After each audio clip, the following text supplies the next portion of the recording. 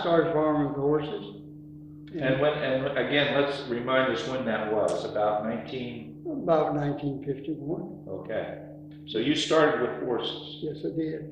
Now, tell us a little bit about what were some of the challenges back then of putting crops in with horses?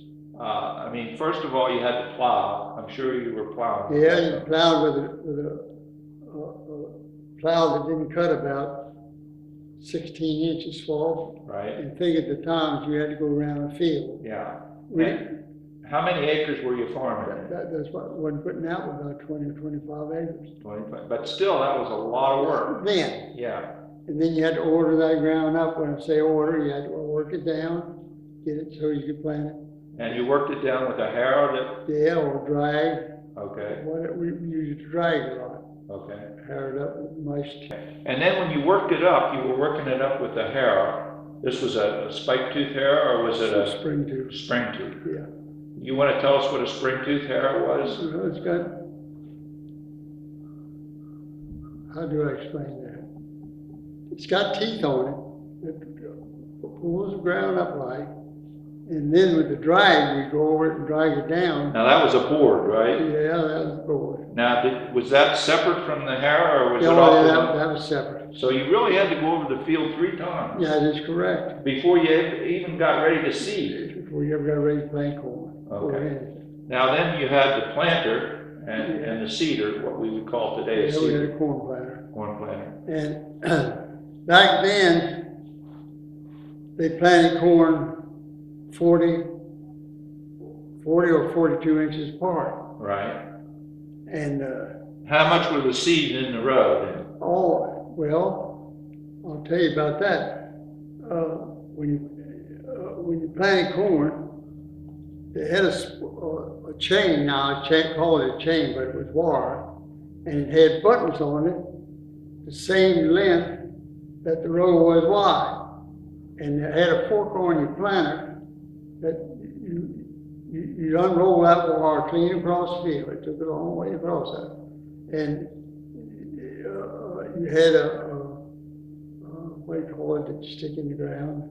Anyway, to anchor it at both ends.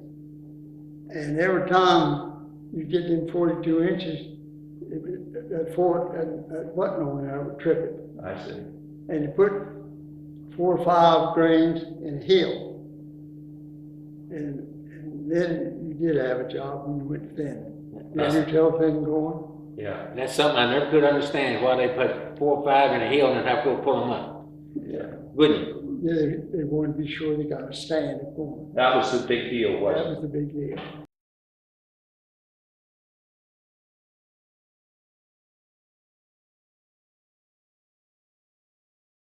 Yeah, and some of the places, now see out around Yellowstone and there, the ranchers have a lot of problems with it. The buffalo and the elk, they back and forth out of the park. out of the park, and they carry I brucellosis. hadn't thought about that. Yeah, I can see that. That's the one reason the United States has never been clear is Right. because of Yellowstone.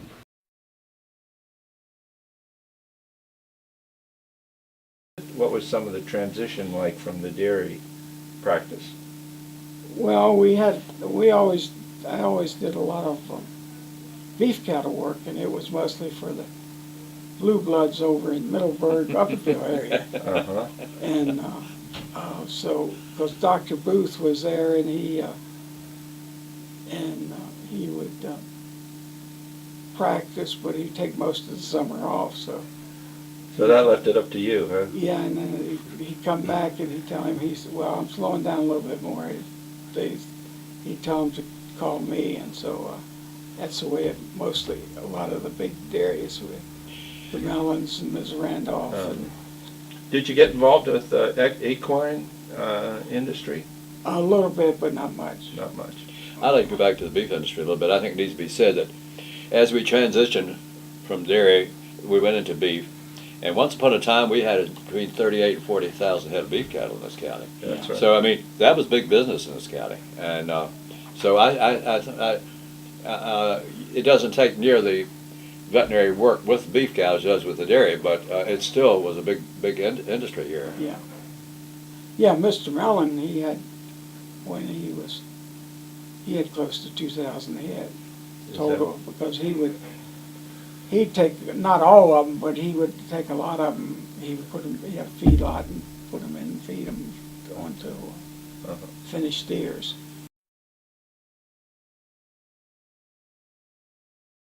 You did some sheep shearing, did you not? I did. And there was another partner in that, wasn't there? Yeah, I had Edgar Tillett, Edgar Tillett? a And dairy farmer. what about was there anybody from the Verts?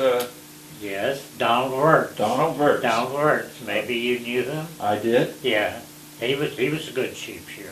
Well, tell us a little bit about sheep shearing. How'd you get involved sheep shearing? That was through the county extension service also. There were a lot of sheep in Loudoun County, and they needed a shearer to do the shearing each year. And Woody Turner was county agent at that time, and he came out and talked to me and asked me if I would like to go to a shearing school down below Richmond, I believe, Uh-huh. and learn to shear sheep. It was a 2-day school, so I said, sure. There were a lot of sheep in Loudoun County. Give us some idea of how many sheep, or did everybody have some sheep, or was Robert's dad had sheep. Yeah, we had about 100 at one time. Yeah. 100? Wow. We had 100, and at one time, shearing sheep, you'd shear the sheep, and the wool would pay for keeping the ewe and raising the lamb. Yeah. Okay. And the lamb, when you sold them at anywhere from 75 to 95 pounds, would be clear profit. I see. And that was a big deal in the late 30s and early 40s. And particularly during World War II, wool was high. I don't remember what the price was, but the wool that I remember more than anything else, when they sheared the sheep, they sheared by hand at that time. Right. Didn't have electric shearers. And they'd have 2 or 3 boys that put in the wool bag, and they'd throw that wool in there, and you'd have to stamp it and pack it and pack it and pack it. And they'd throw it all in there, and you wouldn't, all the drippings and everything else from it. So if you were in the sheep bag, you could pretty much get covered with wool, right? Yeah, you would. There wouldn't be any question about that. But most people at that time were beginning to come away from the horses and go to modernized equipment with tractors. That was in the late 30s? And the horse barns were turned into sheep barns. Ah, okay. Most of them were bank barns. All right. And of course, the old ewe wouldn't have her lamb at 12 o'clock during the day. She'd have it at 12 o'clock at night. Right. And you'd be in there with a coil oil lamp dangling there, and it's a wonder that didn't more barns burn down Yeah. from it. But in the sheep business, they always put me to take care of sheep on the farm, because the sheep couldn't hurt you as bad as the cattle and anything else could. When you were growing up? Yeah, when I was growing up, when I was 6, 7, 8 years old. Uh-huh.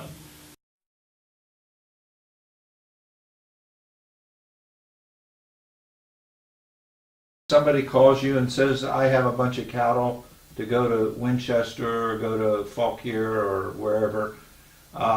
You do what when they call you? What do you ask them? How many you got and what time would suit you To pick them up. to pick them up? Now, I got to pick these cattle up in unison. They're just a bunch of calves. I don't know how many he's got, but it's not that many. And I told him to be around 10 o'clock, because Charlie's got to drive from the other side of Waterford into the house, and we'll pick them up, take them into Winchester, and drop them off. Now, when I get paid from these people, you don't write me a check. I take my money out of the stockyard. That way I guarantee I'll get my money. Right.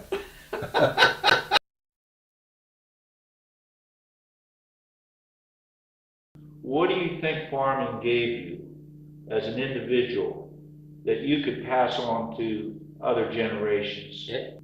I learned how to take care of cattle, raise cattle. A garden. I don't have to go to the store right today if I don't want to, because we know how to raise corn, eat, potatoes, green beans. My wife cans around 40 quarts of beans a year right now. And she's teaching the grandkids how to do it. Good. When to plant, when to dig, how to work the garden, and they do pretty good at it. They're not into it like I am. But when I was coming up, it was competition. Yeah, You compete against your neighbor. How's your garden? Oh, I'm getting tomatoes. If you get a tomato by the 4th of July, and I've done it several times. That's still going on, Oh, believe it or yeah, not. but it's not many gardens anymore like it used to be. Right. Last year was the first year my garden got away from me. Because I got pictures of it, I didn't want to weed in it. So I'd farm all day and go down there by 7 o'clock when the hay got too wet, and I'd work in at the dark, getting the weeds out. That brings up an important point. I think a lot of people don't realize that you would farm all day long, but at night, after dinner, you would go to the garden. And that would always point out to me how important the garden was. Pick the beans, peas, anything's ready to be picked, so the wife could can them the next day. Right.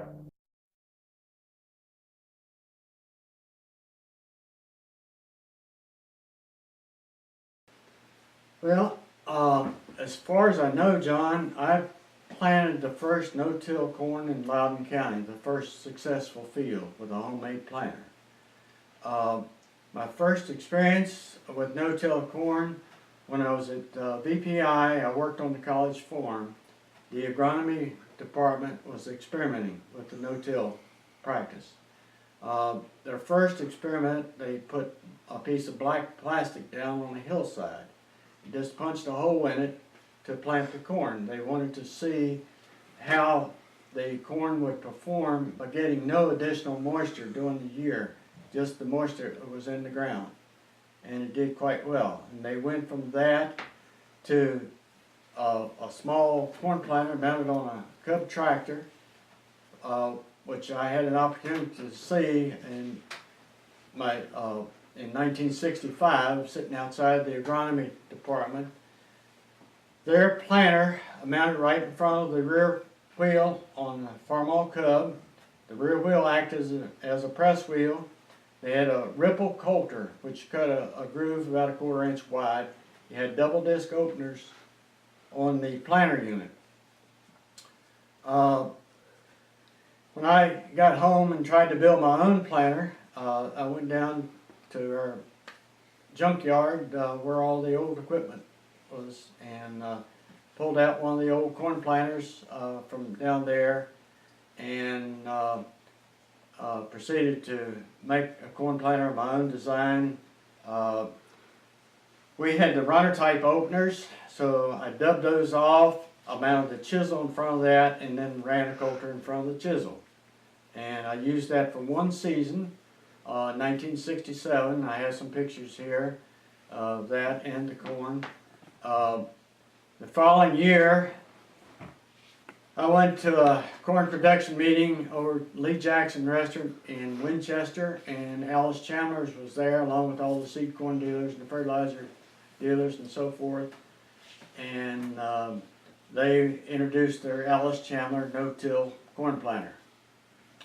I went to Frederick, Maryland, and I bought a 4-row planter from Vernon Stump, the Alice Chandler dealer.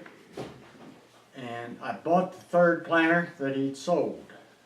I told him I wanted to go into an orchard grass sod and plant corn. And he told me he didn't think that was going to work. The other 2 units that he had sold, the farmers were chisel plowing first before using that planter. I was convinced it would work, so I bought it. And first year, I just planted 10 acres with it on the backside of the farm where nobody could see it. Was it successful in your opinion? Very successful. And I never really had a failure planting no-till. And Erskine Bedford and I both started at the same time with the Alice Chandler planters. And we'd get together and compare notes as to what worked best. The planter had some disadvantages. First of all, it was 12 foot wide, and my gates were all made out of 12-foot lumber, which meant 11'6" by the time it slammed against the post. So I had to go through and cut wire gaps into all the fields. Bridges, the old concrete bridges with the 30 or 36-inch high sides, they were 12 foot wide. The planter would not go through. I could not get from here to Purcellville on 287. I had to go down 611, the dirt road. I could not get down the back road from here to Lovettsville because of a bridge at John Stowers. So I had to go out 287. You couldn't get through Lincoln. I planted on probably 25 different farms around the county. The farmers were interested in the no-till and to see how it works.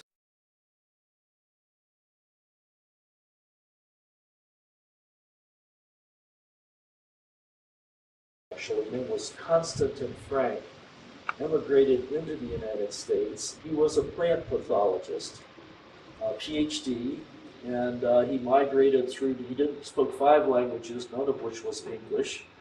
So we did what we normally do with people that don't speak English. We put him to work as a taxi cab driver in New York. And he was we bust dishes, and eventually he worked his way up to Cornell, where they had a great program. And while he was there, he met a Frenchman.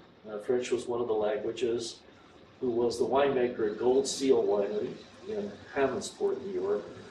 And the two of them developed the hypothesis that it would be possible to grow high-quality Vitis vinifera grapes in the eastern United States because the agricultural chemicals currently being used for apples, peaches, and things we were growing would also successfully prevent fungus diseases in grapes. So it was primarily the fungus diseases. Fungus diseases at that time that it was considered impossible to grow these grapes. So this was still hypothetical, but eventually he went on and successfully did that and became the father of the American wine industry in the eastern United States. Today we have wineries in all 50 states, and to some extent at least it's due to Dr. Frank's hypothesis and experimentation. Grew the grapes, and then I planted 4 varieties to start with. I planted Chardonnay, Cabernet Sauvignon, Riesling, and the hybrid grape Seyval. And as they began to grow, I figured, okay, what am I going to do with this fruit? So I had this old bank barn, and there's a lower section that had been used for animals, and I turned it into a winery. I poured a concrete floor and brought in the tanks and began to make wine. And this was in the early 80s. That would be the first year I got my federal bond, which is the first in Loudoun County, in 1983, and I produced wine for the first time in 1984. My business philosophy has been stay small, make high quality wine, and sell it locally. And I grow more than all of my own grapes. I'm a net seller of grapes to other wineries. And so my philosophy has been to run the business that way. We have been successful over the years in achieving a positive cash flow and running a profitable farm on a small scale. We're making about 30,000 bottles of wine a year, and we sell about 90% of it here in the tasting room.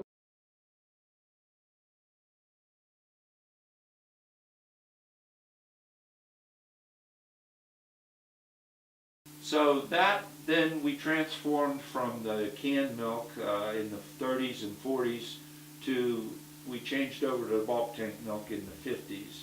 And so let's talk a little bit about that transformation, Rumsey. How did you handle that? I remember back, E.B. Rowland hauled canned milk for us. And then when we started the bulk tank, I think it was 1950, we started bulk tank, had a Girton bulk tank. It only held 300 and some gallons of milk. It was small. And then Jackson started hauling our milk. And he was where? Out of Aldi? Out of Aldi. And then after that, they went out of business. Before that, and then was Loudoun Transfer. So at that time, where the trucks would actually come to the farm Right. and pick up the 10-gallon cans, you didn't have to take them out to the road. Yeah, but I mean, the bulk milk, no, we didn't have to take them out then. That started back in the late 30s when they started with the canned milk. They would come and pick it up. And that was E.B. Rowland at Haymarket hauling milk then. And I remember there was a big guy that worked for him, drove a truck. His name was Mose Nickens. He could pick a can up with one hand and set it right up in the truck. Is that right? He was something else. That's, yeah. that's 111 pounds. Yeah, Yeah. yeah. Well, it used to be a chore. I remember swinging those 10-gallon cans full of milk into the cooler.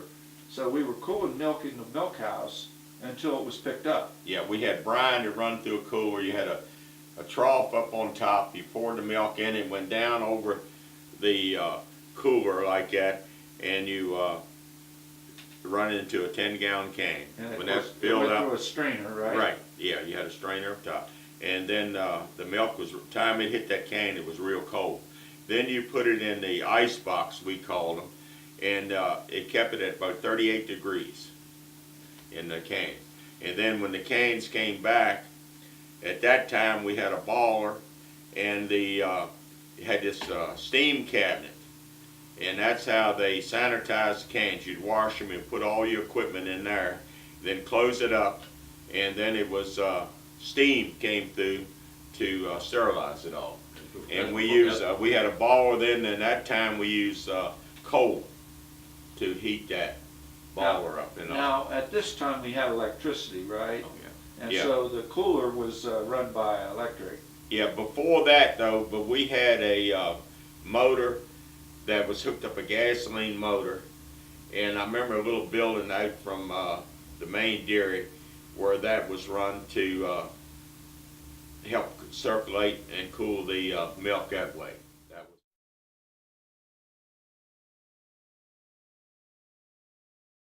Early days, it was fresh semen shipped to the county agent's office every day or every other day, and then we had inseminators that would come and pick it up and come and go around and breed cows.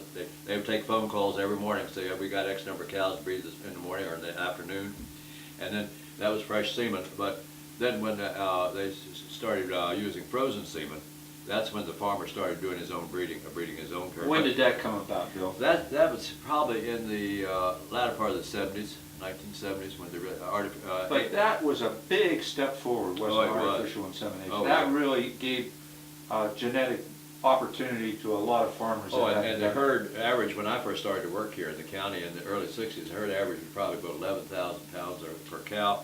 And when I retired, the average herd was about 16 or 17,000. And today, the average herd is about 24,000. So that's how the genetic base has changed. And it's just gone up and up and up.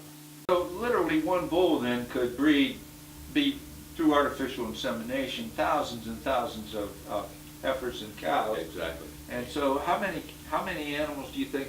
He had over several million, and he was Several million. he was used throughout the.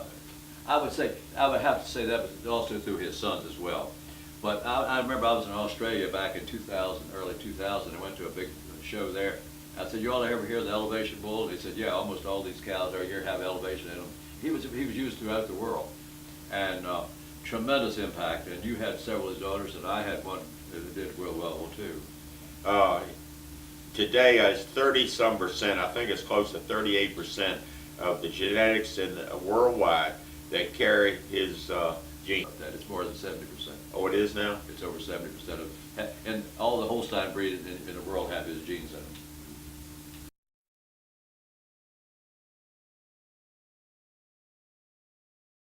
The two main crops by far were wheat and corn. Yeah. And your average corn yield prior to, say, 1900, 1920 was probably about 28, 30 bushels an acre. Far more than the average Virginia yield, state yield. And your average wheat yield was about 13 to 15 bushels an acre, which was still a lot more than the state yield, which was about 10 bushels an acre. A magnificent yield of corn, for instance, would have been 40 or 50 bushels an acre. A magnificent yield of wheat And occasionally you'd have one might have been 20, 25 bushels an acre. But corn, wheat, and hay were by far the main crops. Dairy starts to come in 1880 or so. You start to see a lot of people experimenting with dairy. And Loudoun was also one of the main sheep raising counties and the main orchard counties, not the top, but 4 or 5 in the state through about 1910, 1920 or so. And considering its size of 330,880 acres, Loudoun was the prime agricultural county in the state. It always was possibly number 2 or 3 in wheat or corn because you had these immense counties like Rockingham and Shenandoah and Augusta, which were 1/3 larger. So they had better yield, they had more crops, but Loudoun always had the better yield.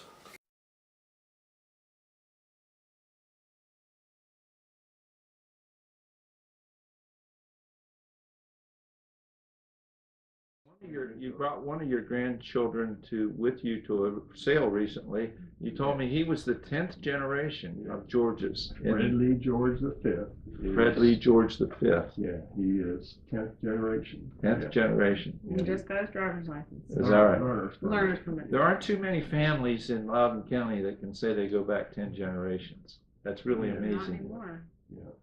Now, let's go back to the original Mr. George who settled George's Mill and talk about what he tried to do. You have a land grant here or a paper that's dated 1774. Can you talk about that?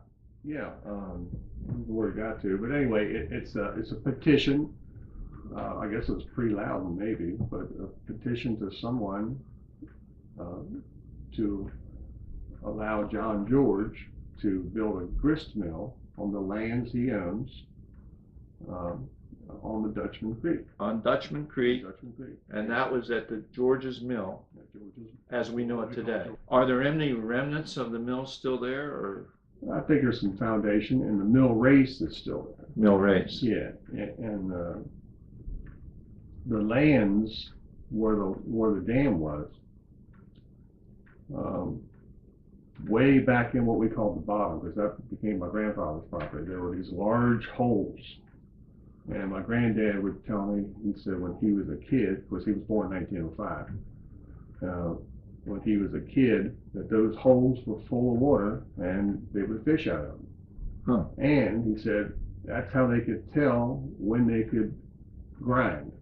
They closed the creek, dammed the creek, whatever, however they did it. And when the waters built up way back in there and those holes filled up and the creek was way back in there, then they knew they could grind. They had enough water for the flute. For a 2 or 3 day grind or whatever they needed. That's really interesting. That's really interesting. Yeah, and holes are still up there. They're still there. What else do you know about the grist mill?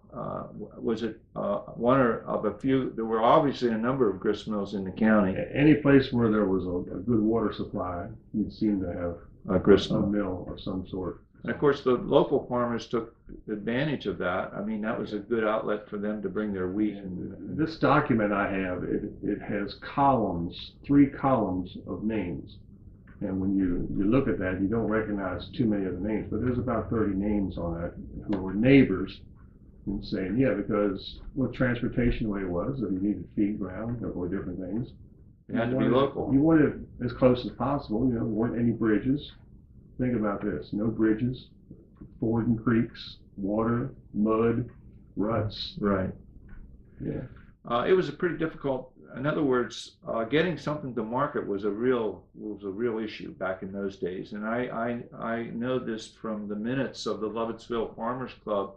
There's a lot of attention given to the farmers actually contributing to building the Berlin Pike to move product from this area across the river to Brunswick to get on the railroad. You're exactly right.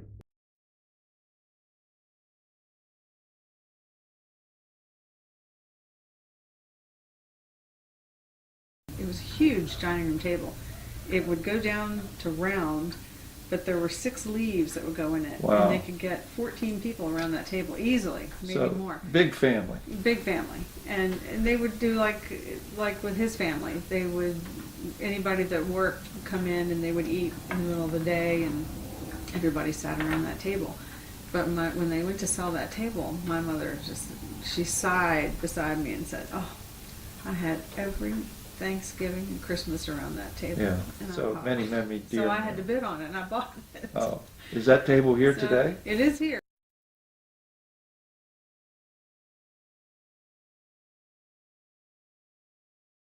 Transporting equipment on our back roads Oh, too, yeah. it's a real challenge, Yeah, isn't it? Milltown has gotten commuter road to Maryland. Lovettsville, To Maryland. the back way. A lot of Maryland plates, and you can count 60, 70 cars at a time coming up Milltown, so it's a big challenge. And most of their land is relatively close around, so it's not as bad for us as some people.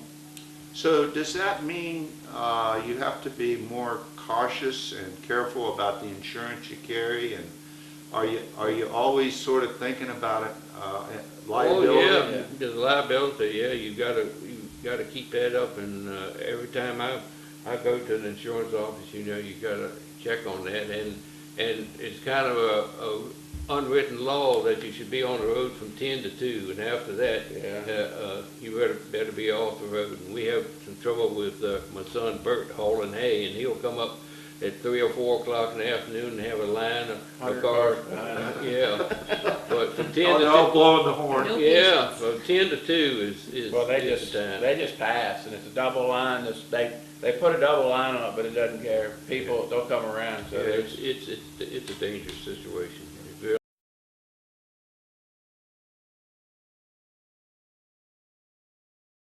I have always heard that harvest was the big time, and that farm wives geared up to have large meals during the day to feed everybody. Can you sort of tell us a little bit about what it was Yeah, I like? remember that more when I was younger and we were living at the other farm.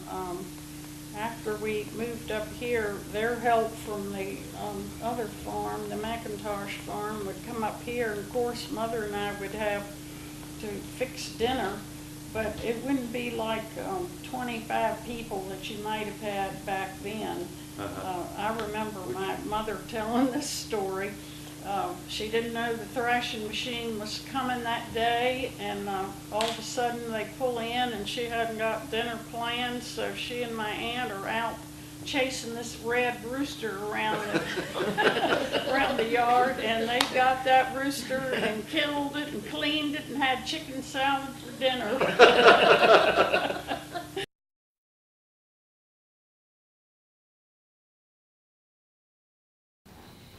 How big is the herd today, Bob? How many cows? might be 90. And It fluctuates. They'll go, a couple will go to market, a couple heifers will come in, take their place. And you are what we would call a closed herd. Can you talk about that a little bit? Well, it's a closed herd is where you do not go out and buy purebred animals to add to your herd because they've got better production or whatever. A closed herd is where you is not inbreeding. It's where you keep your animals to Yep. yourself. And artificial insemination has helped that whole process, right? Well, yeah. And of course you've relied on that a great deal, haven't you, in the later years? 100%. 100%. Yeah. So you never really kept a bull? Yeah, we had bulls. My father got beat up by a bull one day, but fortunately the bull had nubby horns, and he hooked it under the wooden gate while he was beating my father up, and the gate fell on top of my father, and the bull couldn't find him. So he got out of that. And then in 1980, bull got a hold of me, and we were feeding out in the field in the feed trough, and I bred heifers, and after we fed, we only kept a bull 1 year and a half or so, year-old bull. I would walk around the trough while they were eating, see if one or two of them were getting close to freshening. And that particular day, this little bull decided he'd come back and walk around with me. So eventually he got me over close to the wagon, and I was able to. Timmy was 15 years old and the youngest son, and we fed him silage, and we also had a tub of meal to put on top of it, one of those old metal bushel tubs. And I hollered at Timmy. I said, "Give me that shovel off that wagon. Let me beat this bull's head with it." Well, Timmy, he didn't get the shovel. He brought me the tub. Well, by that time, this old fellow up above here said, "Put that tub on that bull's head." Which I did, and was able to crawl back up in the wagon. But the next Monday, that was the last bull that was ever on that farm.